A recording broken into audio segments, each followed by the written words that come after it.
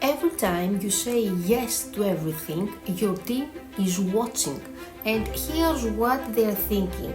Not what a great leader, not how dedicated.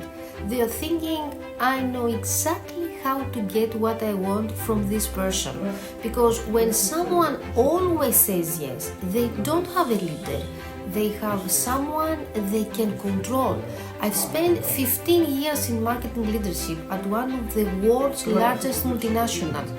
In this video, I will show you the 3 questions every leader must ask before saying yes, and why saying no is the most powerful trust building tool you have. Here's the first thing to understand. Saying yes to everything doesn't make you helpful. It makes you predictable, and predictable leaders don't get followed, they get managed. I once worked with a leader who said yes to everything. New projects from headquarters? Yes. Extra work from the team on Friday afternoon? Yes. Unrealistic deadline from above? Yes. And his team was every single one of these yeses. They didn't think he was dedicated, they thought he was weak, because every time he said yes to something that hurt the team, he was saying no to them, not to protecting their time, no to protecting their energy, no to being the person who stands between them and the chaos above. And that's when trust starts to die, not dramatically, quietly, one yes at a time. Here's what most leaders don't understand about trust. Your team doesn't need you to be nice, they need you to be strong. And strength, real leadership strength, requires 3 things. Critical thinking, the ability to evaluate what actually serves the team and the mission.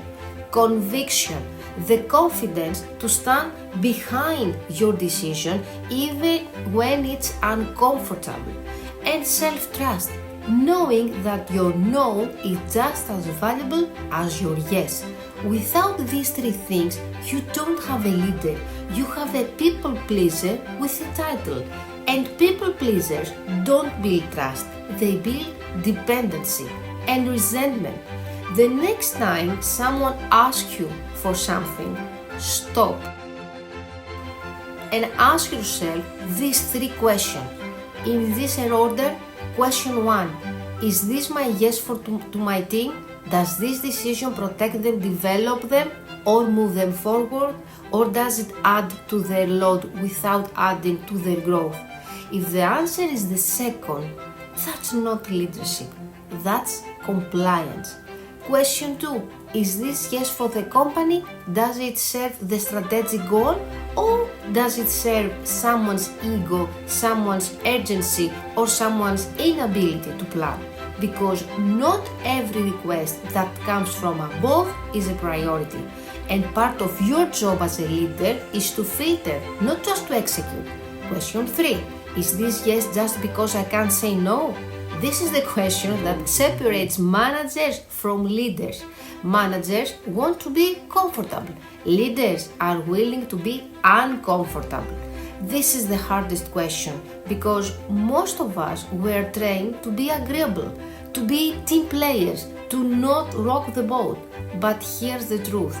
If your yes comes from fear of conflict, fear of judgment, fear of not being liked, it's not leadership, it's avoidance. And your team sees it every single time. Saying no is not a rejection, it's a signal. It tells your team, I have standards, I have judgment, I have a spine. And those are actually the qualities that make people want to follow you. Not because they have to, because they trust you to make the right call even when it's uncomfortable. The leaders your team remembers are not the ones who said yes to everything. They are the ones who said no when it mattered and yes when it counted. Your team is not looking for someone who agrees with everyone. They are looking for someone who protects them. And you can't protect them if you can't say no. So the next time you feel the pressure to say yes, ask yourself, am I leading or am I just being managed? Leadership without consciousness is just management with a title. If this made you think, subscribe. Every week I share what nobody tells you about leading people. See you next week. Bye!